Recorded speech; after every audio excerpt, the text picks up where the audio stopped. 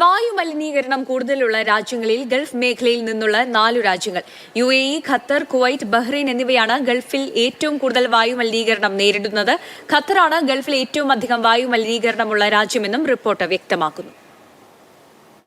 UAE കാലാവസ്ഥാ വ്യതിയാന പരിസ്ഥിതി മന്ത്രാലയത്തിന്റെ റിപ്പോർട്ടിലാണ് ഗൾഫിലെ വായുമലിനീകരണം കൂടുതലുള്ള രാജ്യങ്ങളുടെ വിവരങ്ങളുള്ളത്. ഗൾഫിലെ മിക്ക രാജ്യങ്ങളും ഈ പട്ടികയിലുണ്ട്. വരണ്ട കാലാവസ്ഥയും മരുഭൂമിയിൽ നിന്നും കാറ്റിലുയരുന്ന പൊടിപടലങ്ങളുമാണ് ഇതിന് പ്രധാന കാരണം.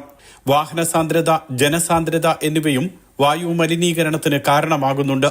124 രാജ്യങ്ങളുടെ പട്ടികയിൽ 7ാം സ്ഥാനത്താണ് UAE. ഖത്തർ 13ാം സ്ഥാനത്തും ബഹ്റൈൻ 12ാം സ്ഥാനത്തും കുവൈറ്റ് 11ാം സ്ഥാനത്തുമുണ്ട്. ലോകാരോഗ്യ സംഘടനയുടെ കണക്ക് പ്രകാരം അനുവദനീയമായതിനേക്കാൾ 7 മുതൽ 10 ഇരട്ടി വരെ അധികമാണ് UAEയിലെ വായു മലിനീകരണം.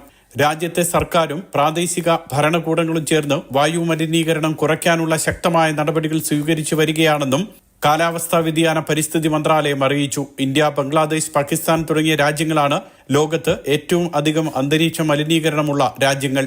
Mathrubhumi news, Dubai.